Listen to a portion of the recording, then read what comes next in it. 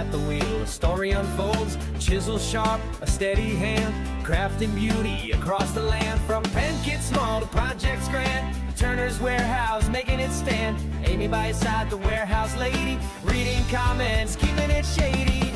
Wednesday night, the show's live. Wood chips fly, watch them thrive.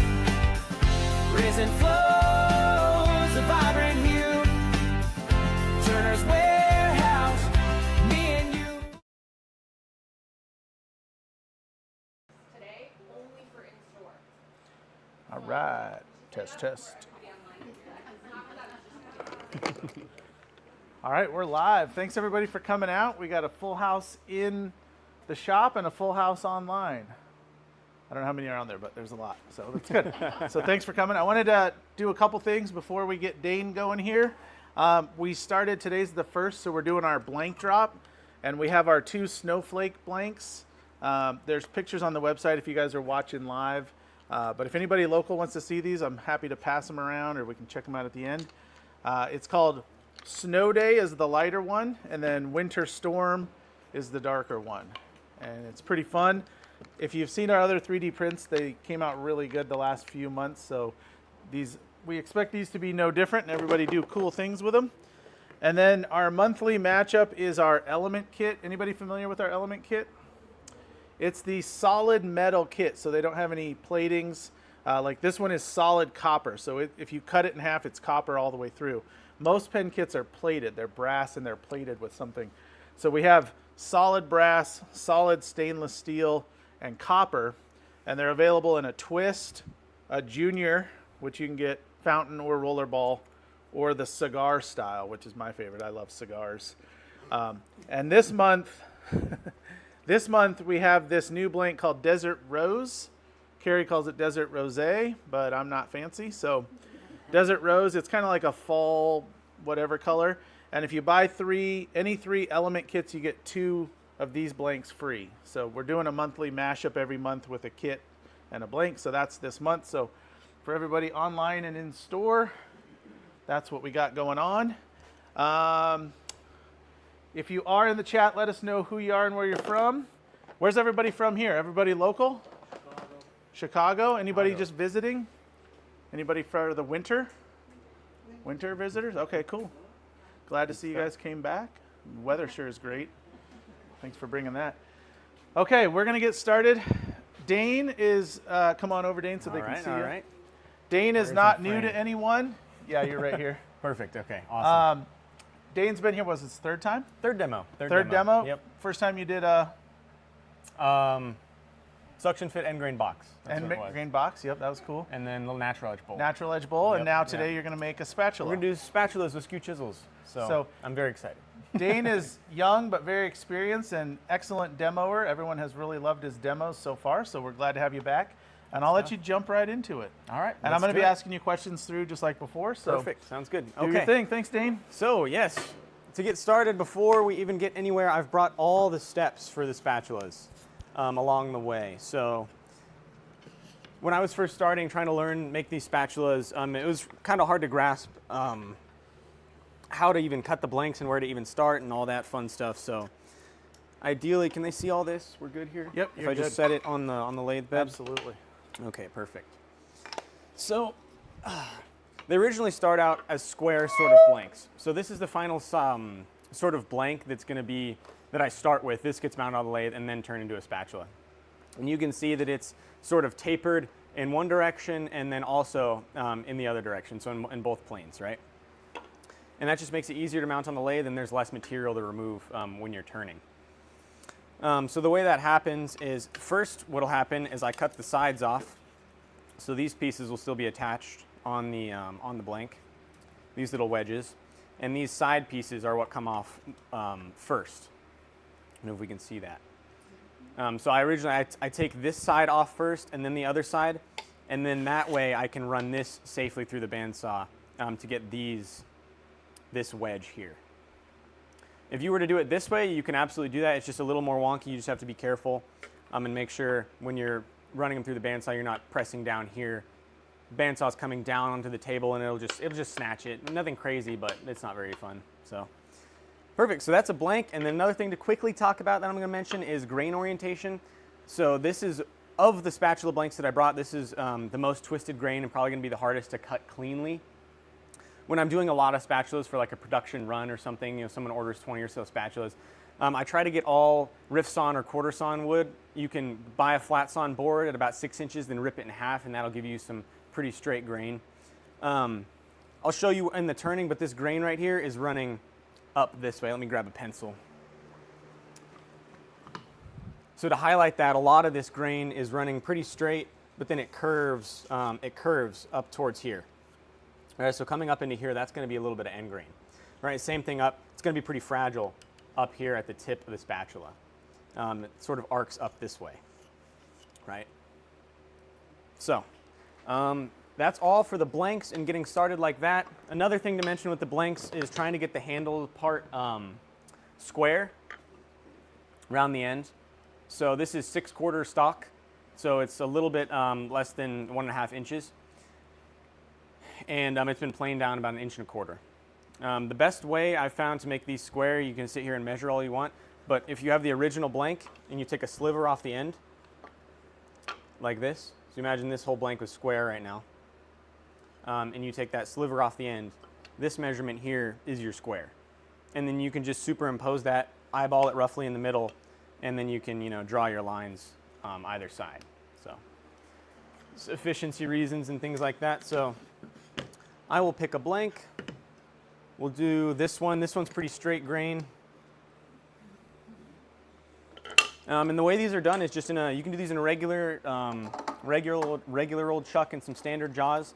The best chuck to use and the best jaws to use, I would use some pin jaws or maybe some longer, skinnier dovetail jaws. I'm not sure what Vicmark calls them, but that's typically what I use, but just to show you it can be done on a regular old chuck. The paddle, I should mention, these are about 12 inches long and about 3 inches wide at its widest at the paddle. And the great thing about spatulas is there's a million ways to do them, and you can shape them however you like and whatever's, you know, different uses, right? So I'm putting this in the chuck and I'm essentially centering it between each jaw, so I have a little bit either end. And then, do you have a live center in here? Yeah, nice.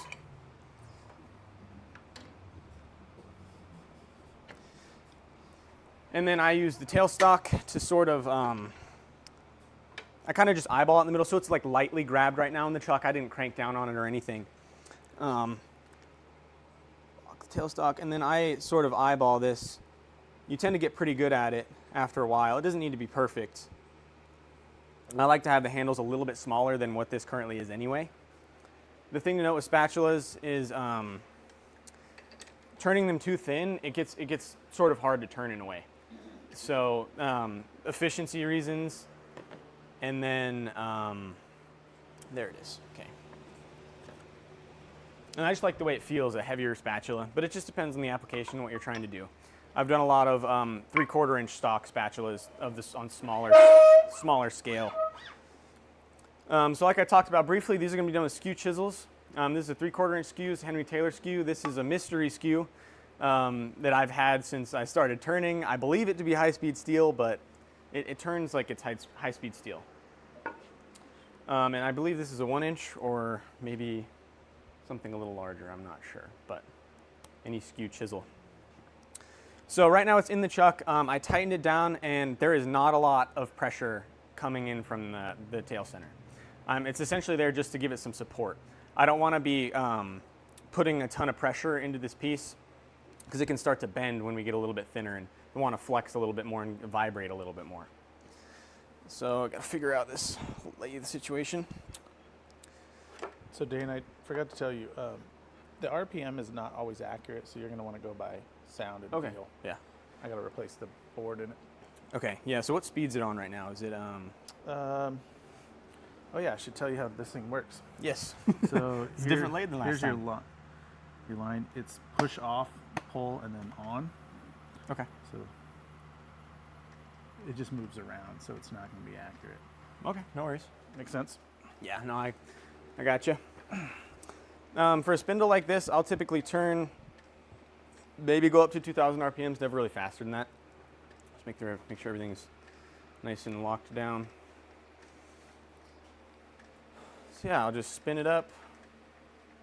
My tool rest height, when talking about skew chisels, I like to cut it around 11 o'clock or maybe 12 o'clock sometimes. It's more about comfort than anything really when it comes to skew chisels. How does your tool rest height affect you with the piece being angled like that? Yeah, so that's a great question. So I will have to raise the tool rest a little bit when I come up to do the top to make it more comfortable for me. But so the way these work, right, so the grain is running pretty straight. This is a spindle blank, so I want to be cutting from the largest diameter to the smallest diameter. So I'm going to start at one end of the blank and essentially make that round and work my way towards that to give myself the easiest cut so I'm not going into any end grain fiber. And I'll stop and demonstrate that.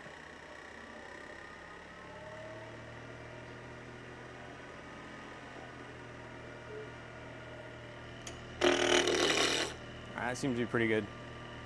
A little less. So I don't know what that RPM is, but it feels right. So somewhere between 1,000 and 2,000, okay? So skew chisels, basically what I'm gonna be doing is some planing cuts to get this round, and then once it's round, I sort of work my way in and then I'll move to the top. So to start with, so that's round now. At the end there, you can almost hear it coming into true.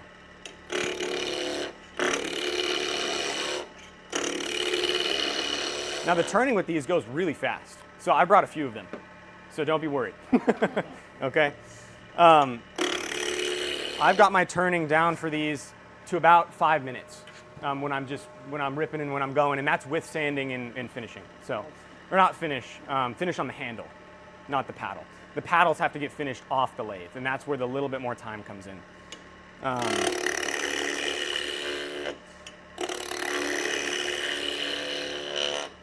So notice I'm traveling from the largest to the smallest, and I'm not starting in the middle of the blank. If I was to start over here, I would prise up the grain. So you'll see right here, I am cutting from the largest diameter into some smaller diameter, but it's also going to be essentially breaking the grain out because this is like a wide paddle. It's not a square. It's not a completely square stock, right? It's tapered in both directions. So the best way I found to get a clean cut and avoid any like big chunks getting taken out, maybe some twisted grains in there and it just splits right along the grain. The best way is to just get it largely pretty true. There's still a flat spot here at the end, either side, and then work your way in from there. And yeah, tool rest height. So when I'm cutting at about maybe 11:30. If we're thinking of this end here as a clock, so the very tip top is about 12 o'clock. I'd be cutting somewhere at 11, maybe a little bit higher.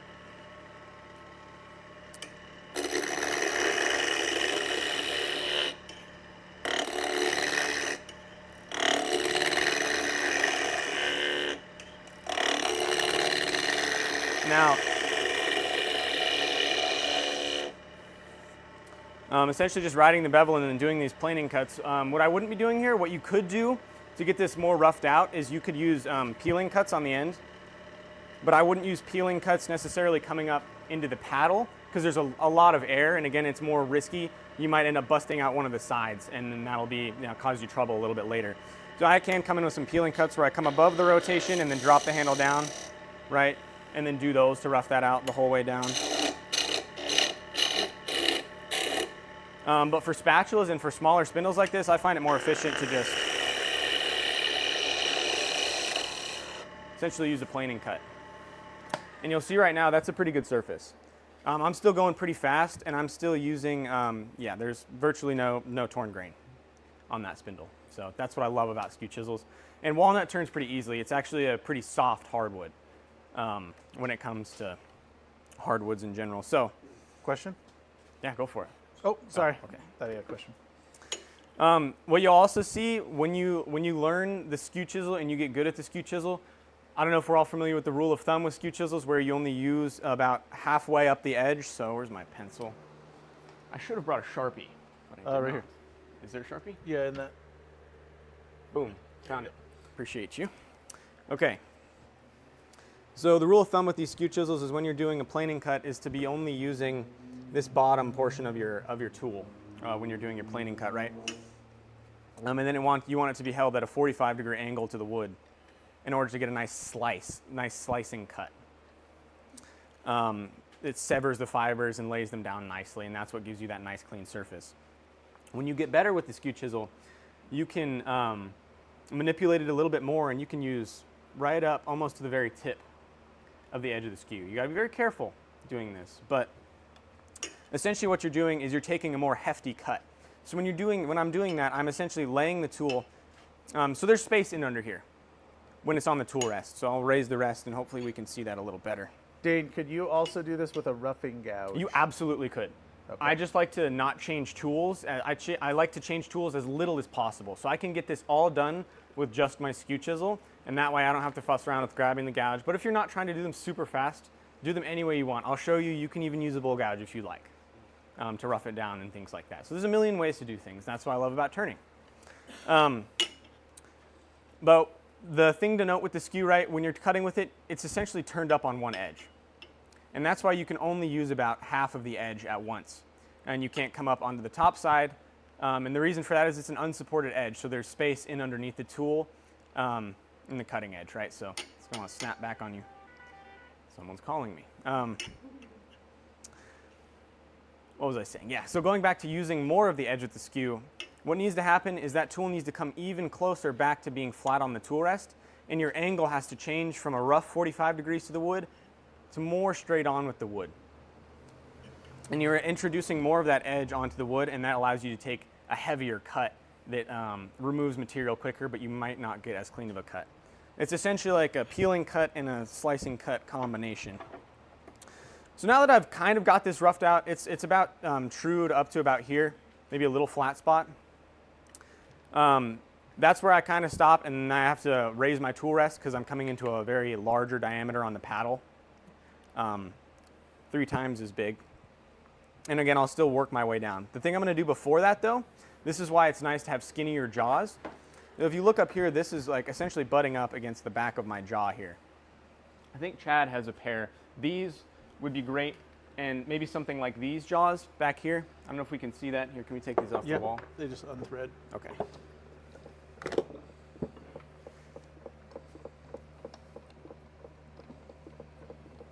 Okay, yeah, so something like these would be pretty good. Maybe even if you had a skinnier pair for pens, or I think that's the thing. There was, the Record Power has the extension ones that kind of look like the Axe Mixter ones. Yeah, it's this right guy. here. Yeah. And those ones, yep, Yeah. Same jaw. So any long nose jaws that are pretty skinny would be ideal because it'll give you the space to come in here and cut this top corner without running into your jaw. And that's really nice. Those are the Versalock. They're 45 mil, so it kind of is in between that and like a standard jaw. And that would be good. Which is a good height. Yeah, exactly. So for me, now what I do is I come in, if I had my long nose jaws, I would come in true up the whole of the top, but I'm going to get as close as I can to the jaws without wanting to dull my skew.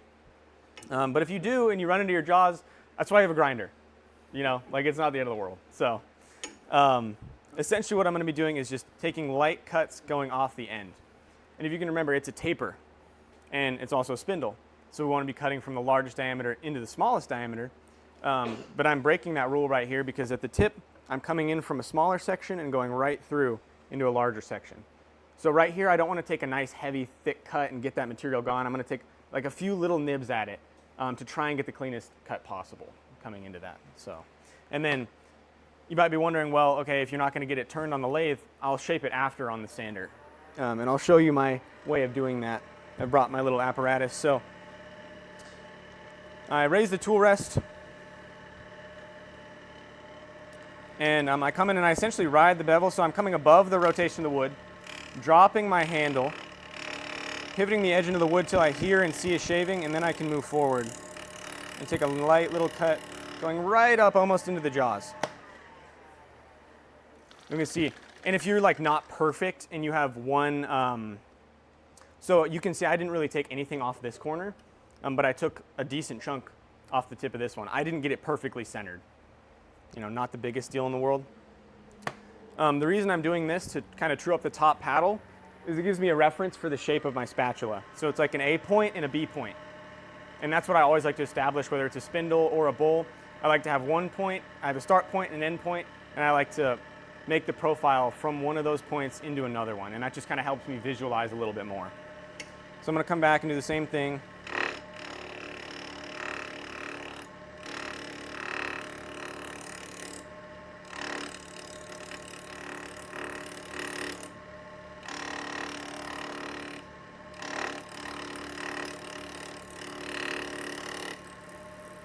And I can just barely see what's happening when I'm looking here, when I'm turning, I'm looking at the top horizon.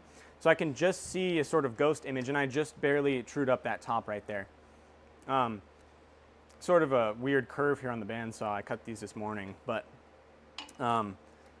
this shows it a little bit better, what I'm after and what I'm trying to accomplish here. Is essentially making another taper to the end so that I can fit my skew in here and take a planing cut from this direction moving forward. That's the other reason for truing up the top. And that's why I've gone a little bit further than just the very tip of it. Got a question for you. Go for it. You said this is walnut. Are there other good woods for spatulas? Yes, so the good woods for spatulas, so I actually get spatulas from every log that I get bowls from.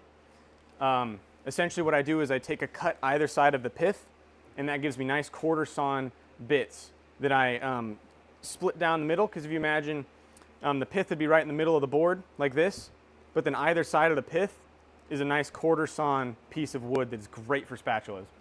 So I seal those, let them dry, and then those become spatulas, so woods like mesquite around here. But if you're needing a lot of spatulas and you don't have the stock, good woods to buy in general that are going to be at every lumber store. Walnut, so English walnut's great. Any walnut really, even West Coast walnut like Bastogne, all that stuff, I've done a lot of those. Maple's great. Cherry's pretty good for a spindle. It can be a little hard to work sometimes depending on the tree, just because it might want to tear out a little bit. I would try and avoid some oaks maybe. They'd probably be pretty good, but when they start to get thinner, they can want to split on you, and these are going to be used in cooking and stuff, so they're going to get abused a little bit. So you want the wood to have a little bit more structural stability than maybe some white oak or some red oak or things like that. But most of your domestic hardwoods would be great for this. What I wouldn't use, what I would avoid, is a lot of exotic hardwoods. A lot of people tend to have allergies to woods with pigments and woods with oils like cocobolo, purple heart, padauk, all of those, wenge. Sapele is another great wood for spatulas, and they're very pretty. So that's quarter sawn African mahogany. So, yeah. All right, let's get back to spatulas. So, tool rest height here is still pretty good. What's going to be happening is I'm going to not move the tool rest, and I'm going to be reaching up and over, and I'm going to be cutting it essentially at 12 o'clock down here, which is okay. It's a little uncomfortable, but it saves me having to move the rest. I might drop it a little bit. But you'll see, in order to stay on the bevel, and in order to get nice, clean, easy cut, I'm going to, up here, my skew has to be dropped down here in order to be cutting the wood. So that's pretty comfortable for me. That's a comfortable height. It's right up here. I don't have to sit down here or anything weird. All right, so that's pretty comfortable. As I'm coming up into here, you'll see how my skew is way more raised now. And I'm essentially having to come up and over the wood in order to get that nice slicing cut right there. So, and that's what I was talking about, using more of the edge. So where that dust is where I was cutting. Okay, and that's definitely further than my halfway mark, right? But there was no catch. I'm safe. I'm all good. The more you use the skew, the better you get at, and the better you get at understanding what it can do in certain circumstances and what it's not going to do for you.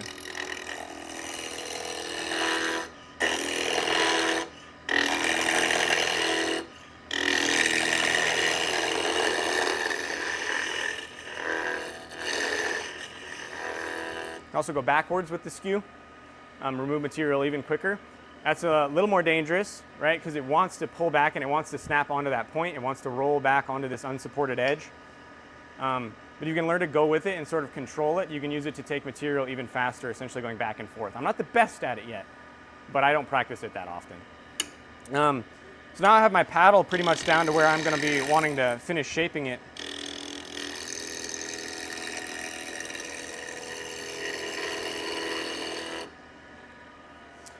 The shape I'm going for with the paddle is this is the finished spatula, which I should have shown this earlier. This is the one my mom uses every morning, all the time, cooking dinner, lovely things like that. I haven't decided where I want to burn my name on them yet. I think I'm going to do it like around it, like this way instead. I'm not sure, but this is the finished spatula here. And there's a few different styles. This is the only one I brought, but this is just the easiest one to do. It's just a nice, simple taper. This one's great for stirring things, cooking meat, ground beef, eggs, things like that.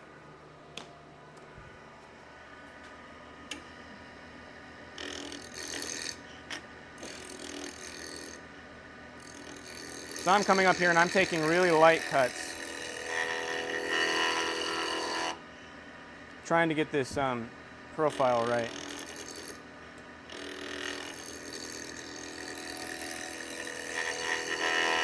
You know, this is where the freedom comes in. This is where you get to decide your general shape for your spatula.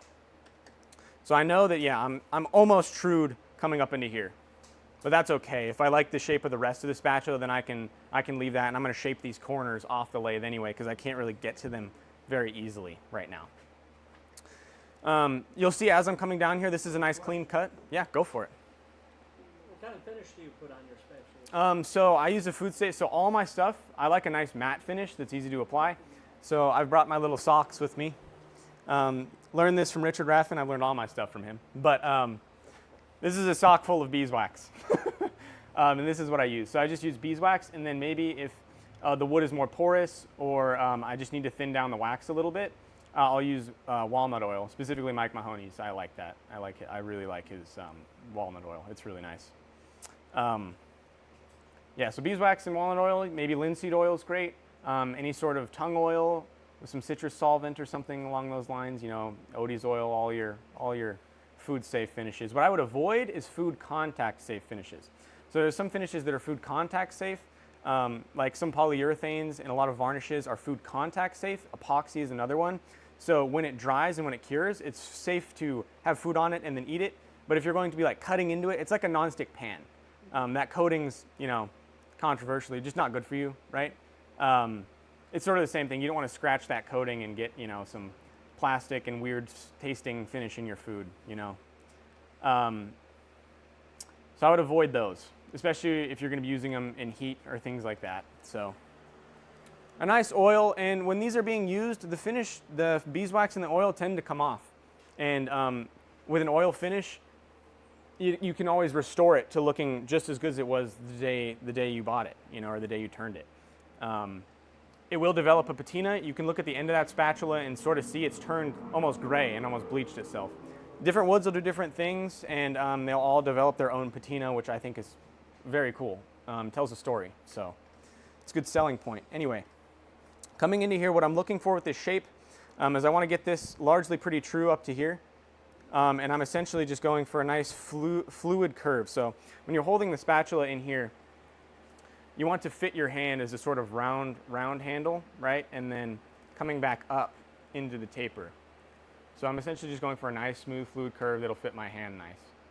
And that's, you know, you can shape that to your hand. That's a great thing about making them yourself. So now that I'm going to be working in here on this middle part and I've got this top paddle pretty much dialed in and done, now I'm going to drop my rest to make it a little more comfortable for me. Move it over slightly. And now coming in here, I'm just going to essentially take these cuts, essentially making a cove with the skew.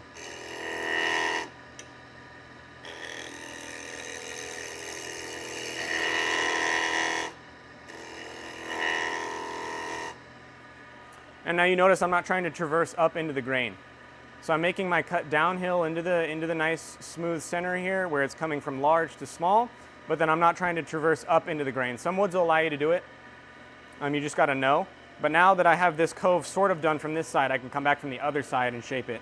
And if I'm going this way with the skew, this whole time you've seen me go left to right, and I was using it like this.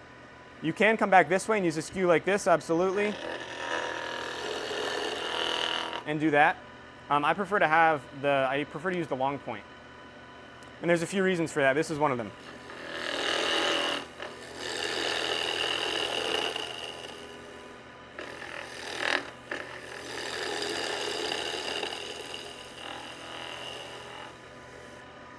So you saw me there have my hand over the skew, and I'm essentially supporting the back of the wood with my fingers. So if you're turning something very thin, you can give it some support and try and equalize some of the pressure you're putting in, and that'll help with the chatter if you're getting that, things along those lines, more of an advanced thing. I could do the same thing with it like this. The thing with this is when it's getting thin in here, you can hear. If I push, you hear that vibration, right? So this needs some support in here. It's getting pretty thin. Stop the lathe. When I'm using the long point with the long point down, using the skew with the long point down, the pressure is traveling more with the axis of the lathe. So my pressure is essentially going more into the headstock instead of against the wood. Because if I'm going this way, it's easier to put a lot of pressure going into the wood as opposed to traveling along with it. Because look at the angle of my tool here, you know. It's more dead on with the axis of the lathe in order to stay on that bevel. As opposed to here, it's over here, right? So there's way more space in here, this angle in here. But it's totally doable like this. Steve Jones almost never uses his skew with the long point down, and he's the most incredible master of the skew that I've ever seen. So,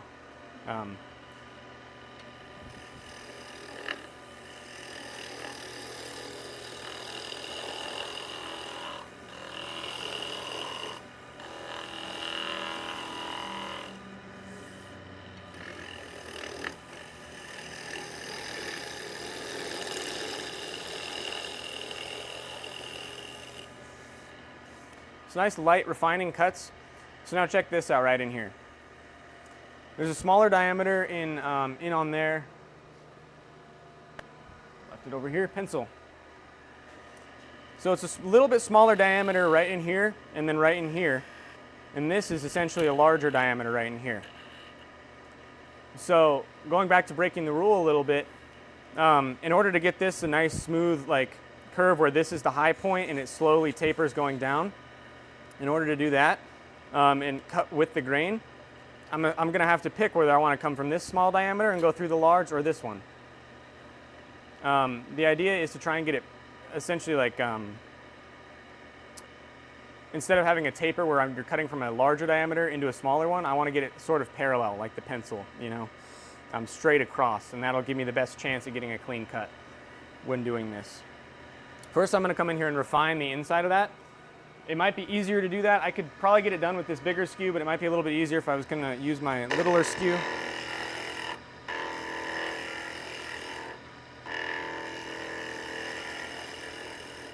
This is the area of the most trouble.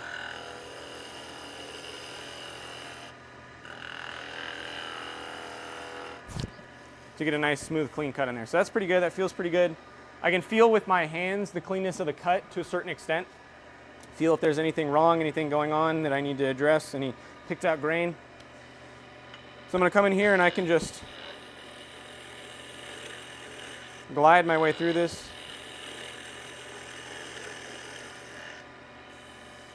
Nice, pretty smooth, pretty clean.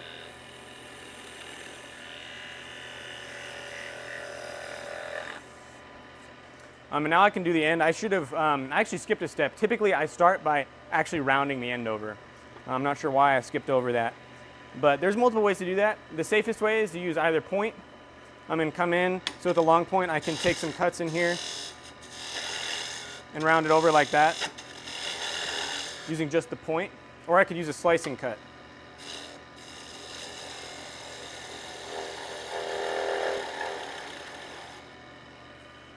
But that slicing cut is a really hard thing to do.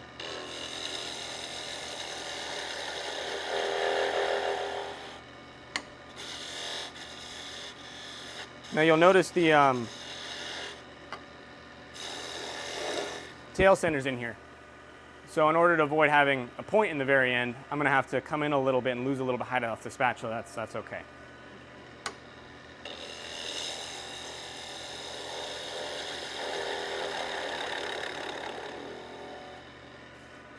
And that leaves a nice, beautiful, sort of burnished surface. It's nice and polished and nice and super cleanly cut. You can get it pretty cleanly cut with the tip of the skew. It takes a little bit longer though, right? So that was nice and quick when you learn to get that slicing done. you will have catches on. I still have catches on this. I might even have one today doing that exact cut. It's one of the hardest to do in my opinion because you have to stay on the bevel the entire way down, and that's a nice tight curve. Like look at how much my skew has to move in order to make my way around that curve that I want to cut. That's a lot of movement coming in from the skew. Not only do I have to be rolling it that much this way in this plane, but it also has to come a little bit up. So it's like a compound movement in both axes, I guess, in order to stay on that bevel and get that cut done. Also, if you try and stop midway from that cut, it's going to want to skate back on you and pull back on you. Absolutely. So it's one of those cuts that you need to commit to, and you need to essentially get it done, right? Because if I try and roll back and try and cut back up here, it's going to pull the skew and make a nice, awful spiral pretty far up the side of the spatula. So it still happens to me though. Let's look at the surface quickly. Pretty good surface. Not the greatest. There's a little bit of twisted grain in here coming in from a knot. Coming right in here is a little bit of fuzzy grain. You know, I talked about this a little bit. This is the hardest area to get cut nice and cleanly. But I'll come back and try and refine that a little bit. But other than that, the surface looks pretty good. Little tool mark there. In here needs some refining, but that's pretty much essentially the spatula. But I'll get this refined quickly, and then we can throw another one on. Or something along those lines. Okay. I'm also going to introduce a little bit more curve into here. There's not much curve going on. There's a nice sharp curve coming in from the bottom of the paddle, but then it abruptly stops and essentially turns right into the roundness of the handle. And I want to make that a little bit more fluid.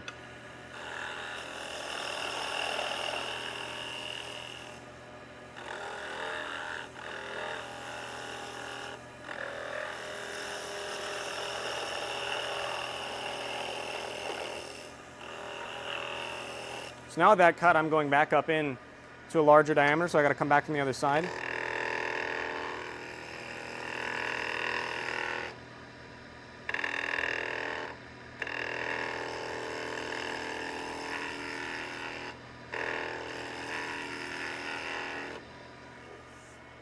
So there's that pretty much done. Now I'll come back through the top.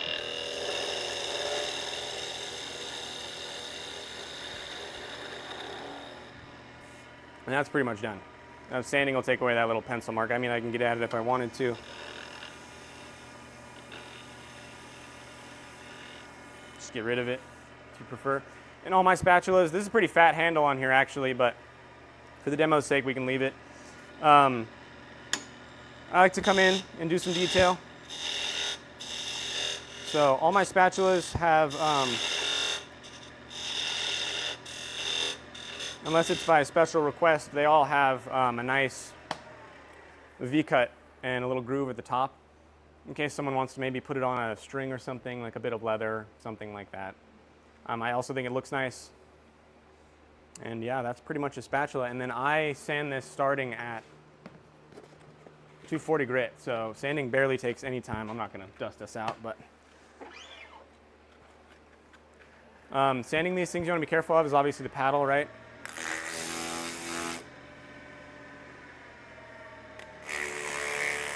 A lot of people ask me about sanding and things like that. Let's knock some of these corners off quickly.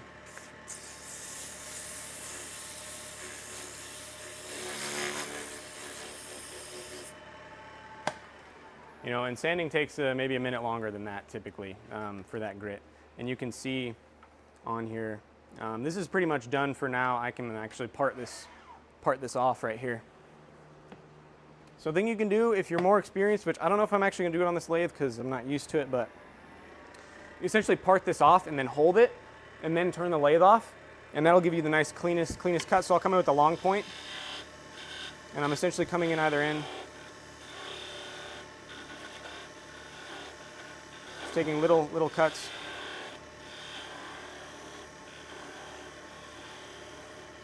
As I come in right into the end, I can flick the lathe off and then try and sever that a little bit more. It'll get on my lathe. I know what's going on. I know how to like manipulate that right, and it'll break off, and then you can hold it as it's stopping. If you don't hold it, it'll, you know, get way out of whack real fast. But that's totally fine. That nub being there, totally fine. I'm going to sand the end anyway off the lathe. how are we looking at for time, actually? How are we doing? Oh, you got plenty of time if you want to do another one. Perfect. For those of you who just joined online, he's about to do another one. Hey, quick question for you. So Absolutely. you got a lot of people motivated to try the skew. Anybody locally going to try the skew? Y'all skewers? Absolutely should. I love it. If somebody wasn't going to use a skew, can you just kind of go over what tool they would use Absolutely. or what part? Mm-hmm. Yep, so that's what I'm going to do, which I'm glad I have time for that because that's the plan.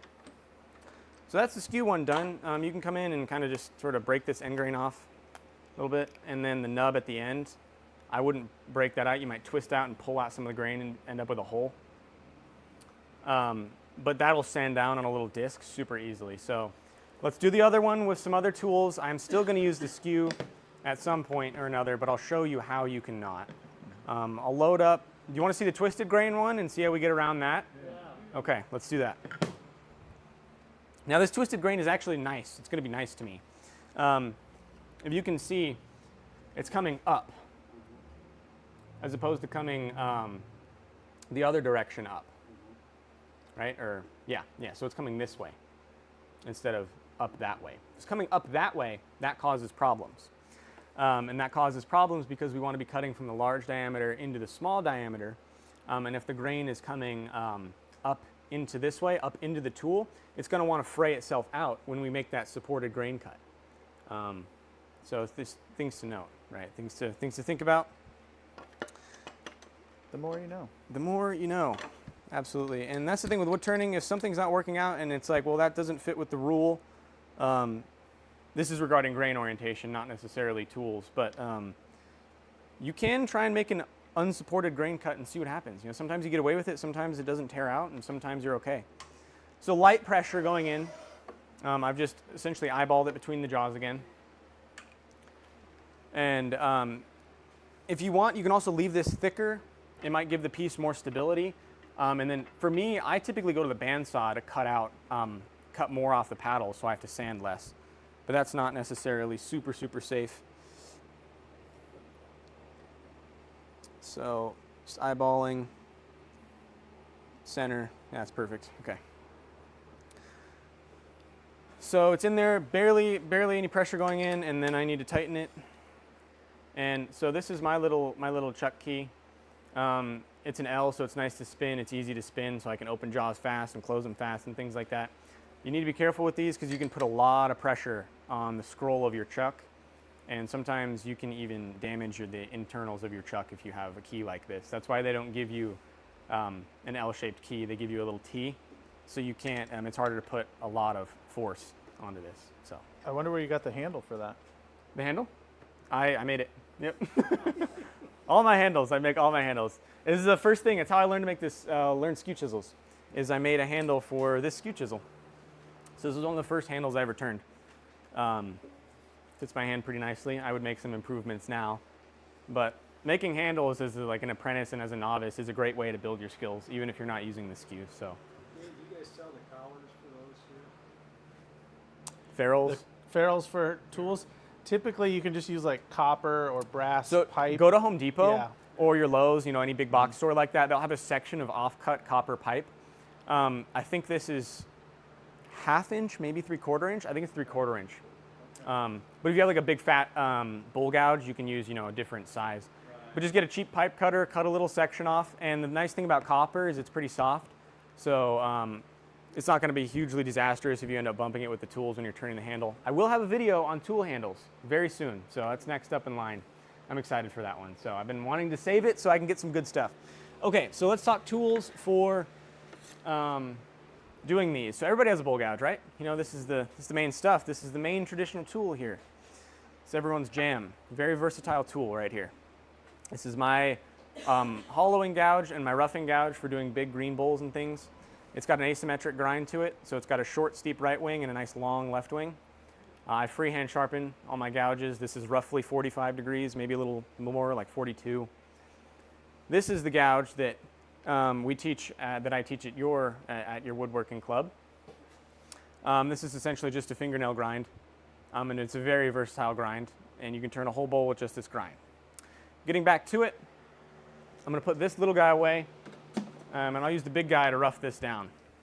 So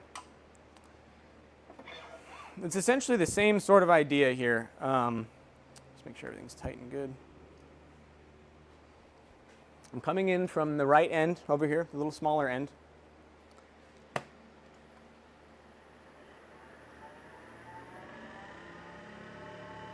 Good enough. And essentially just take cuts like that, going the whole way around. So what I'll essentially do first is use this nice broad right wing, not broad, short and like concave right wing to do most of the work for me. I'm coming above and I'm just essentially pivoting down.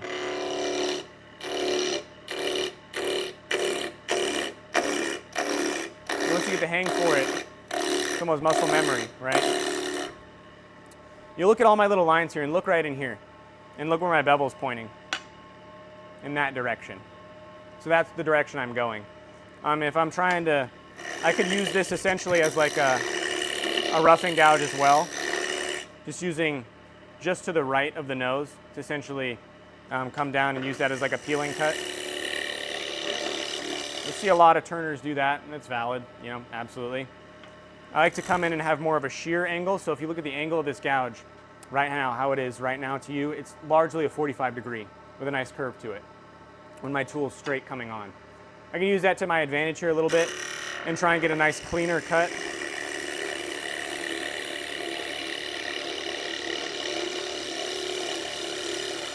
The problem here is if I wanted to ride the bevel along the wood, I'd have to be all the way over here, you know, riding the back bevel like this.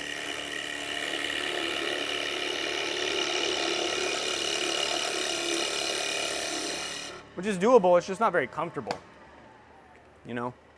But I would go my way around and I would rough that. You know, that's largely pretty clean. It's got some tool lines still and stuff, but the way I would do it with the bull gouge continuing forward is I would just, again, use that right wing and essentially come above the rotation of the wood. And I'm essentially pivoting up and down.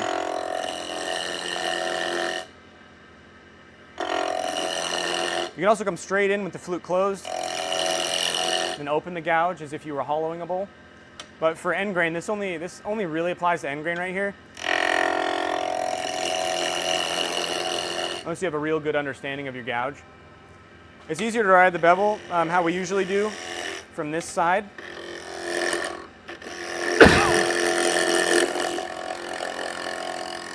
Wants to pull the grain out. So that's that twisted grain I was talking about. So see how I was coming essentially from the down, going in to the into the smaller diameter, but it still wants to fray out. The reason for that is the orientation of that grain. So it's coming up at an angle. Let me get the Sharpie. There it is. It's coming. Oh yeah, absolutely. Yeah.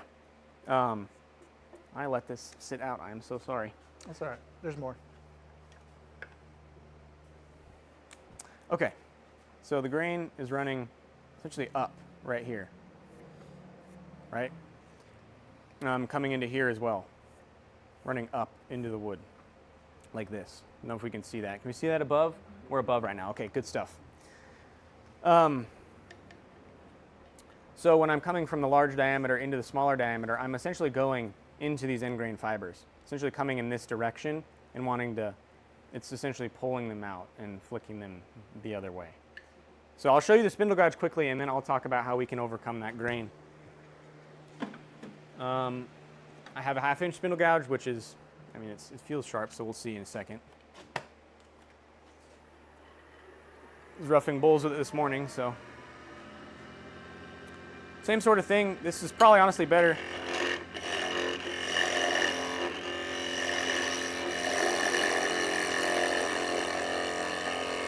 Using that left, just to the left of the nose. The tool, I can do the same thing coming the other way. It's the same thing as the bull gouge, right? Use the broadness of the wing. Look at my tool handle angle.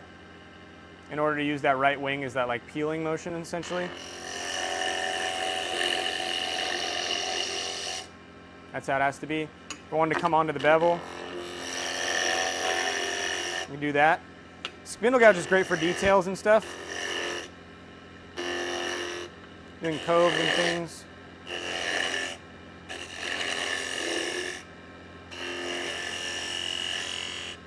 It's not necessarily the best tool for the job in this situation. I would instead use a skew chisel, right? But if we're scared of the skew, bowl gouges can work, absolutely, and spindle gouges and all that fun stuff. So essentially I just come down with the bowl gouge and do that. So I guess do we want to do the whole thing with gouges, get close, and then use the skew? How's that sound? Whatever you Do want, that? man. Okay. I can do that. We can rough it all the way down with the bowl gouge. What's nice is I don't have to adjust the tool rust as much with the bowl gouge.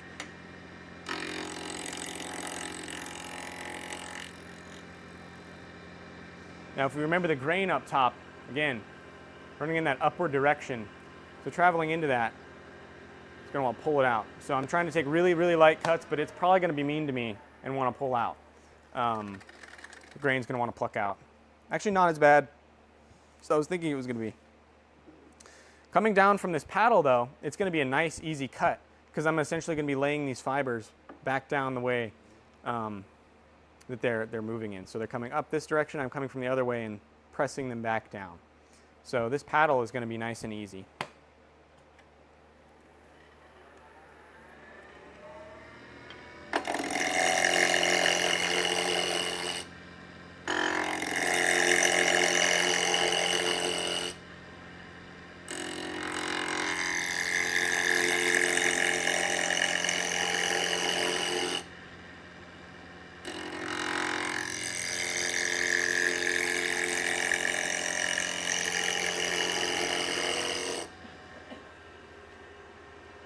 Nice little paddle.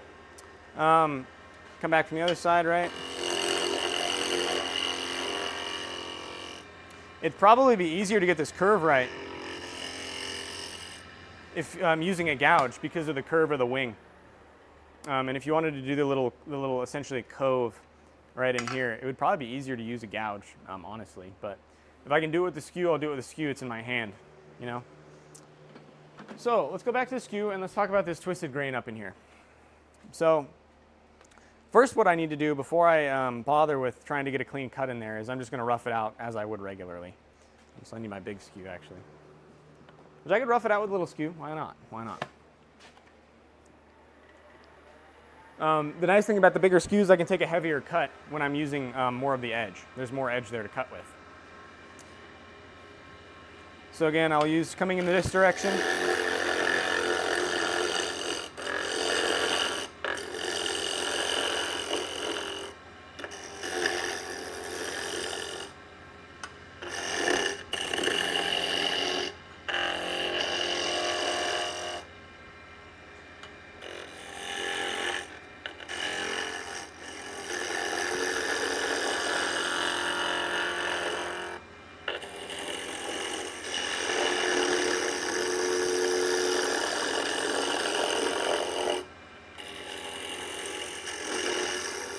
So I want you to know something. Where the grain is straight up here, you can almost hear a difference.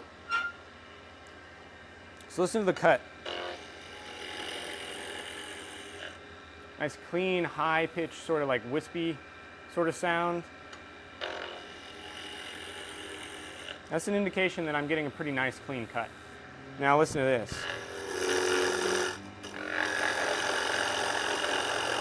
Still sounds pretty rough, even with the vibration gone. And we'll see that that's probably not a clean cut. That was actually better than I expected it to be. I'm to be completely honest with you. But again, those fibers are still running slightly up in this direction. As I'm getting more away from the paddle, the grain is coming a little bit more straight, which is nice, and that's going to treat me pretty nice, actually. Works to my advantage a little bit. A little sad because I want to show you how to get around the twisted grain, but I'll show you that. I can show you that up here. If you're not super confident with the skew and you know, planing cuts aren't really your thing yet, I encourage you to get there. It's worth it. It's super fun. But I can do what's called a low peel to get myself to a surface that's sandable from probably 180 grit. And the way that's done is so the high peel in the regular peeling cut comes above the rotation of the spindle, and you drop the handle, or you raise your handle, raise your handle and pivot the edge into the wood. So you see that shaving, and then you can move forward. So that's your high peel. The low peel, and this is a scrape. Tool straight in, and we'll see that surface plucked out. So you can see this grain in here. You can feel it more than anything. Those little fibers are essentially like being picked up and thrown out of place. Still pretty sandable. If you want to hit this with 180 for a while, it'd probably go away. Even some 120, you'd get it done, you know, absolutely. To get that a little bit better and to get that sandable quicker and easier and more time turning than sanding, which is what I like, low peel. So in between the high peel and the scrape, there's a balance called the low peel.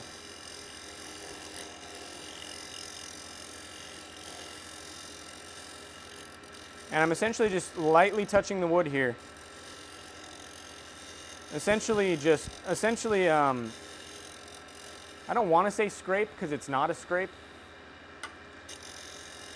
At least not on spindle work. It's a nice low peel. This only applies to spindles. If you tried to use a scraper like that, it'd be a bad day. So you can see where I didn't touch originally over here. You can see the color difference almost. So I stayed right in this area over here, not hitting this area. And I don't know if you can see it on the camera very well.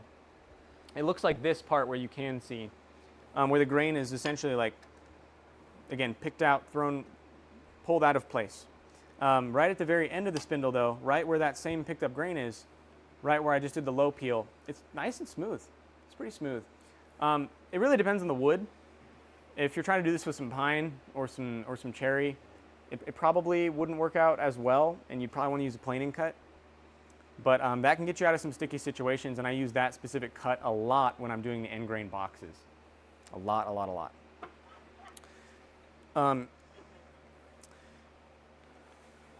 Let's Dane, talk. Quick question. Go for it. What do you grind your skew to approximately? I think you said at the beginning. So I sometimes use a platform. I did it here. Typically I freehand sharpen these, but it's I think it's included angle of 30 degrees roughly, so 15 either end. I've essentially just figured out over time, I've changed my bevel a lot and figured out what I like. There's different bevel steepnesses for different applications. If you're turning a nice harder, denser wood, you're going to want to essentially a steeper angle. Stability-wise too, steeper angle probably. It depends on what you're doing really. If you notice my skews, they're very straight across.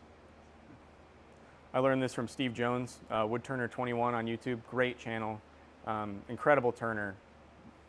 Respect that guy, like he's incredible. And then Steve the Woodturner on Instagram also, his great stuff. His are completely dead straight across on the top. I think it's more versatile to have a light curve to it, a nice, just barely concave curve to it. Or convex it would be. Convex curve. And that way you can do the low peel more effectively. If you have a dead straight on edge, it's going to be a little bit harder to use only a certain portion of the edge. It'll probably pluck out if you're trying to use the whole of the edge at once.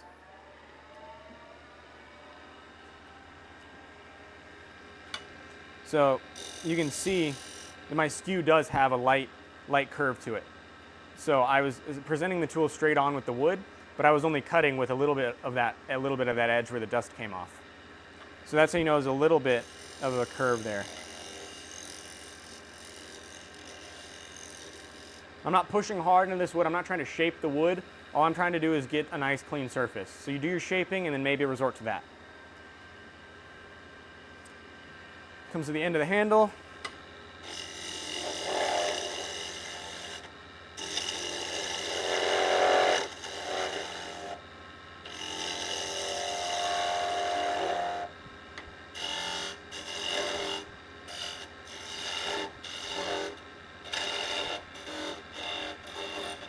If you're gonna do this handle first, I would leave a little bit of thickness there at the end.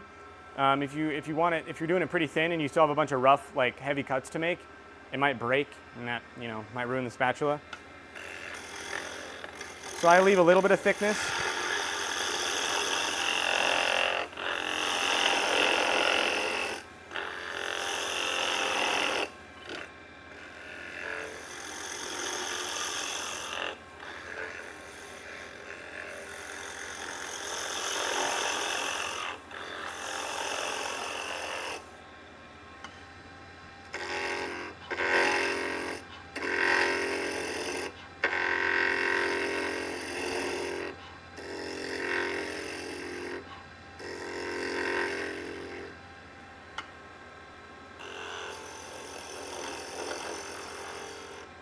You can almost hear that picking out.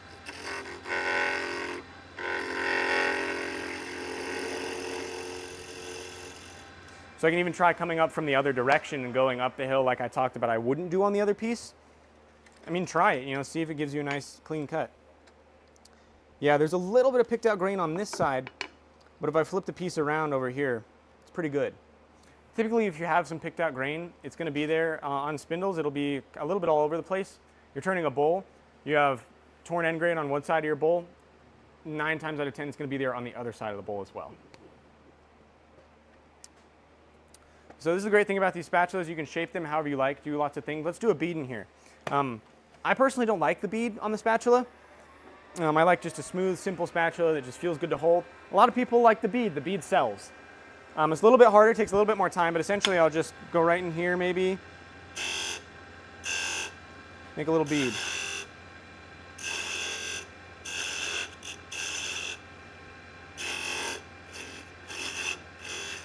Essentially doing these little V cuts. This is such a small bead that I couldn't do a planing cut bead. I'd have to move real fast to stay on the bevel there, and it'd probably get escape back. So I'm just using the tip of the skew, the long point. Just making little V cuts, and then that's such a small bead that you can round it over with some abrasives really easily and just remove the corners that you might have. And I'll come in either side of this.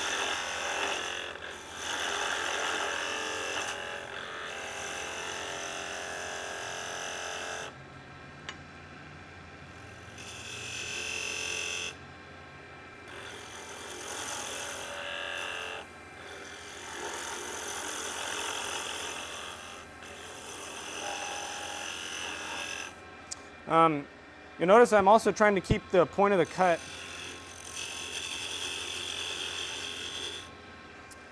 when I'm traveling along here. You can see the point of the cut. That's hard to show. That's a little better. Wipe some of that away. I'm essentially not cutting with the very tip of my skew. If you cut with the tip of the skew, you can. You'll prise up the grain a little bit, but it'll be a clean surface underneath, so that's okay. So I'm cutting with the tip of it right now. In order to get the best cut and remove material a little bit faster, I'll come in and use more of the edge.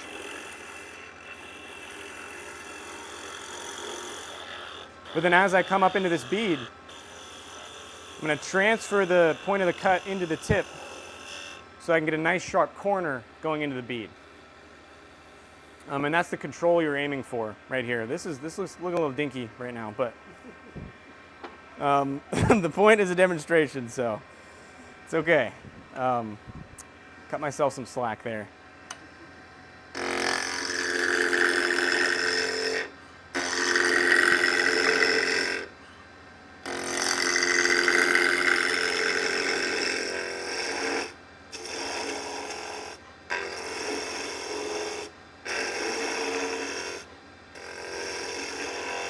Same thing with the short point. I'm using more of the edge when I'm cutting up here. That's the edge, right? Cutting with a good portion of the edge right there, as opposed to just using the tip. Which you can tell because it'll give you that little fuzzy bit coming up.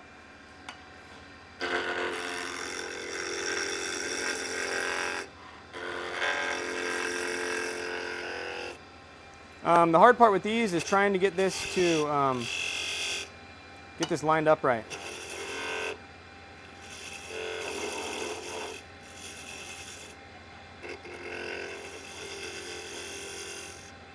Essentially, you want the handle of the spatula to move smoothly through the bead, as if you placed the bead over the handle instead of turning it as a part of it. That's the goal, at least. I might make this a little shorter, so I'll come in, essentially do a peeling cut at a 45-degree angle to give myself the best chance of the grain not fully just breaking out. And that's pretty cleanly cut. Yeah, nice sharp corner either end. Maybe clean up this side a little bit. There's a little bit of fuzzy grain and stuff, but that's how you can put a bead on there. But you know, it can be pretty. I like the beads. I also don't. Like for my own use, I don't like them, but I like selling them with the bead because I feel like it's more skillful. But yeah, absolutely. So maybe a little bit more off in here a little bit. And then coming from the other side, just clean it up. Maybe put a groove here, be done with it, and then we'll talk about how I finish these off, and then a little bit more about the process of the spatulas. Hey Dane, real quick question totally. is from Lewis, why don't you use the tip down when going the other way? When going which direction? The other way. So I guess the other. When I'm going this way or this way, because you can do both, and that's essentially what you have to do when you're coming into the bottom of the bead. So I'd be using, I guess I messed up. So I was saying I use more portion of the edge here as I'm traversing down, but then I shift the point of the cut more up into the point, as opposed from using the blade right here, right, cutting with more of the edge. I essentially, in a smooth motion, shift this tool up a little bit and then cut with the point as I'm entering just into the corner of the bead there to get a nice clean corner. I think I what hope it that proves helps. is you can do it different ways as long as it's safe. Yeah, absolutely. And we can do this with the spindle gouge too. Let's do that quickly. It's a little bit more tricky, but I can do this bead probably more. I can make this more round with the spindle gouge easier. So let's do that. I'm gonna have to drop my rest again. That's okay. I can take these. I have these little corners, right? So I have a flat spot, and then it's essentially chamfers in a flat spot. I can maybe take this and try and refine that a little bit if I'd like. It's a light touch. But abrasives will do that more effectively than I can. Nice clean corner. Nice clean corner. I'm essentially using this flute closed, and I'm essentially just having the edge up and pivoting it into the wood to make a nice crisp corner in there. Things you need to note with that. For the longest time, I kept having these rollbacks when I was using my spindle gouges when I was specifically doing beads. I figured this out on my own, but if you roll the tool too far, if you roll it past 90 degrees, so the flute is about 9 o'clock right now.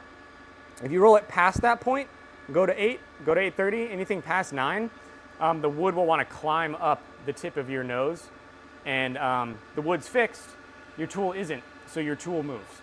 Unless you're death gripping it with all your strength, then the wood might do something else. So force has got to go somewhere, right? So coming in either side, I can also ride the bevel here.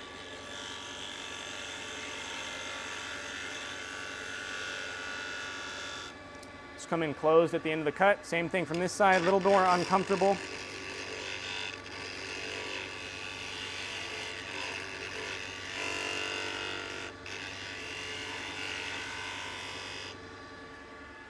Kind of made that worse in a way, but it's just good to show. And that's a nice cleanly cut bead with the spindle gouge now. So it's totally possible. What this isn't great for, what the skew is great for, is making these nice broad curves very fluid and very, I guess, fluid. You know, very round, very smooth, very easy to transition from. So I can use the whole spindle gouge going right the way down this entire thing. But it's a shorter bevel, and me personally, I just find it harder to get a nice smooth transition and broad curves. This tool is incredible for detail, absolutely. And I use this 3/8 spindle gouge with maybe a 30 degree on it. Again, not quite sure. My skew go. I use that for detailing mostly on cross grain work as well, for doing tenons and rolling beads as well. A myth with turning is that you should never use a spindle gouge on cross grain. What everyone is referring to is they're referring to a spindle roughing gouge. That you should never use on cross grain. These are just spindle gouges. They have a nice round, essentially it's not a tang, but a shank, I guess, shaft that goes right the way into your ferrule, through your ferrule, into your handle. It's nice and strong.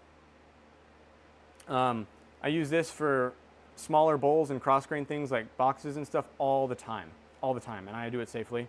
So there's proof behind it. Richard Raffin's turning for 50 some years, and this is what he uses. So these are fine to use.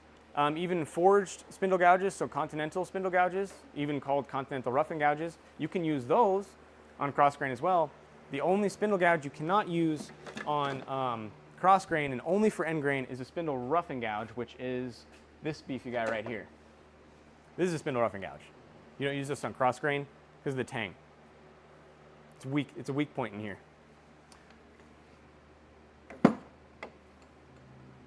Okay, so where were we? Finishing off. Refine in here a little bit, get this to where I want it, and then call that good and show you how to do the rest.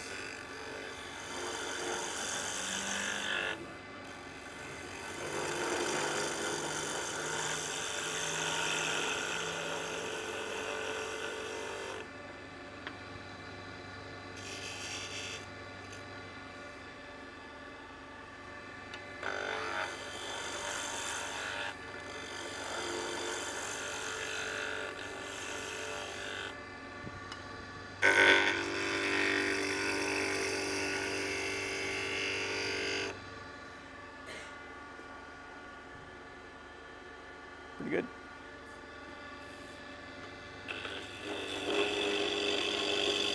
Tool rest is a little low, but as you saw, I was able to cut with it. It just wasn't comfortable for me.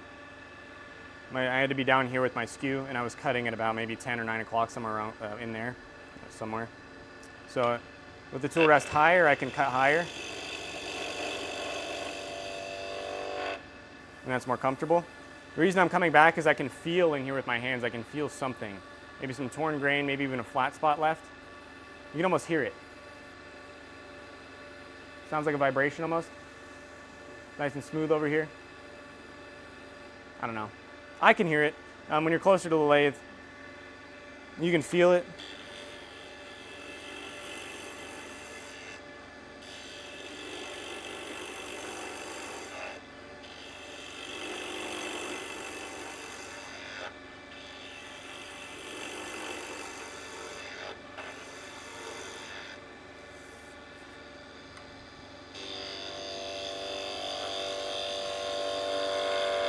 Getting some vibration there, but it's okay.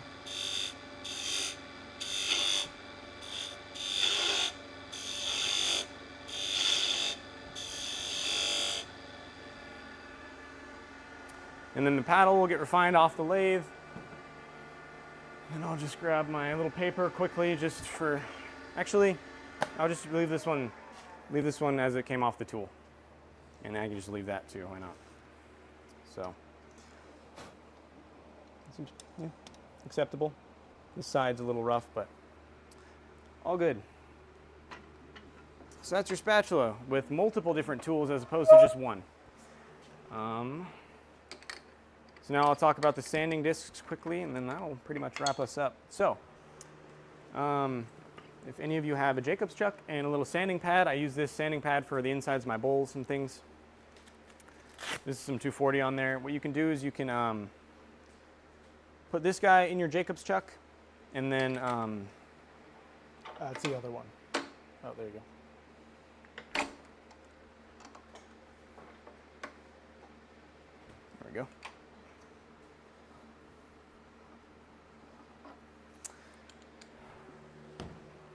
So this can go in your headstock like so, and then you put your sanding pad in here. Wrong way.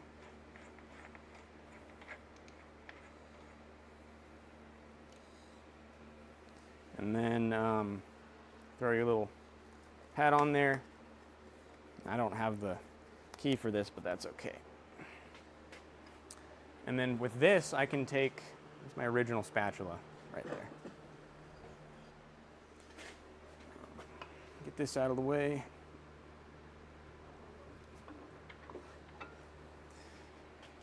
Essentially, you can run this at whatever speed you'd like. I don't even know what I run it at, maybe 1200 or something. Not too sure. Whatever feels right. If you're burning it, a lot of people have different opinions on sanding. This is just 240 grit. Spin it up, and I'm just using to the left of it. I can also use to the right of it. But you just got to be wary of where the lathe's spinning, right? So if I'm using the right side of the pad, so from the center of it to the right, it's traveling upwards towards me. So I got to be prepared for that and have my pressure going down. The other way, it's the opposite, so it's going away from me. And so it's going to want to pull the spatula this way, right? So essentially just spinning the spatula and removing that little nub, and you know, I can shape the end of this if I like. Sit here for a long time if you want, but that's pretty good. Most of the rough grain's pretty gone. And I didn't bring my little key for this, so it's not super tight in there, but There's one right there. is there? Oh, perfect. Hopefully that fits. Yeah. So that's nice and tight. And yeah, that's how you can do your shaping. You can also do some more if you have a heavier grit. You can do the shaping of your paddle. But if you see, this is a pretty thick paddle right here, right? We don't want that for the paddle. What I would do is I would go to the bandsaw. Essentially, the idea is you run it through like this, and you can shape it however you like.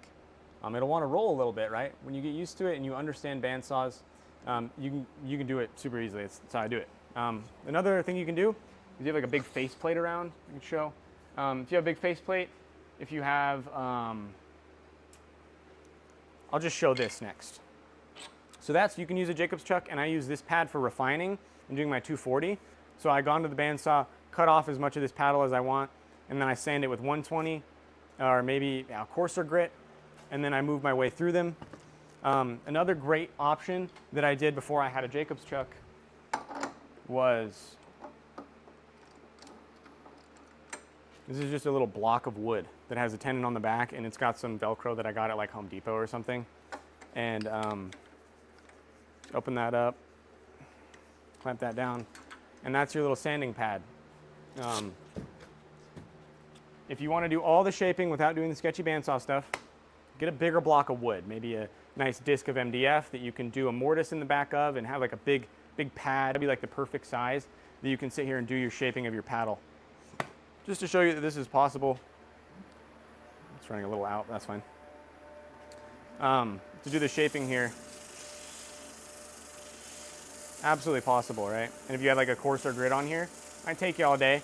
But if you had like a if you had a 60 grit wheel on there, you could remove material really fast. And if you had like a big surface area, that's how Richard Raffin does it on the lathe. You can also even make a little table for your lathe if you want, if you're good at regular woodworking and things like that. So that's the method for the spatulas. And on the bandsaw, I make scooped out ones. So one side is concave. I think I got that right this time. I did. Okay. Is concave so that stuff will sit right in the middle. It's more of a scoop. Different spatulas for different things. What I recommend you do with these is cut an angle on the end, help you get in the corner of your pot or your pan, and then round over one corner, or maybe even the other corner too. Again, it's whatever you're using it for. So, all good to go. And thank you. All right, everybody hang out. If you're on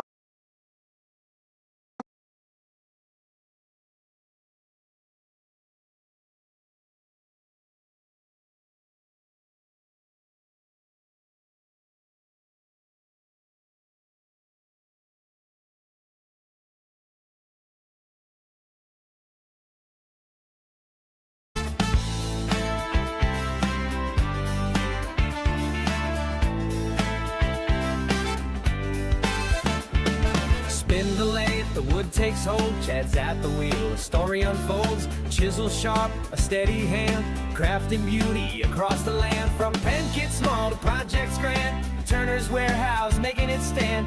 Amy by his side, the warehouse lady, reading comments, keeping it shady. Wednesday night, the show's live, wood chips fly, watch them thrive.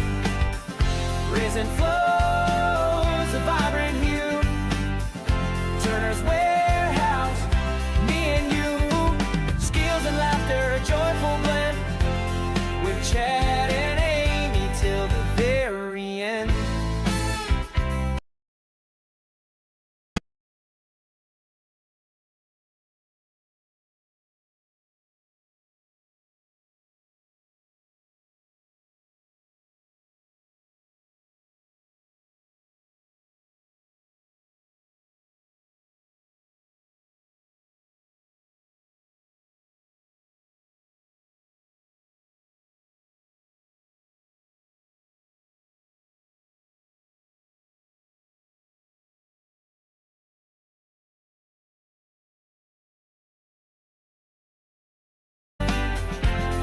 Turner's Warehouse, me and you, skills and laughter, a joyful blend, with Chad and Amy till the very end.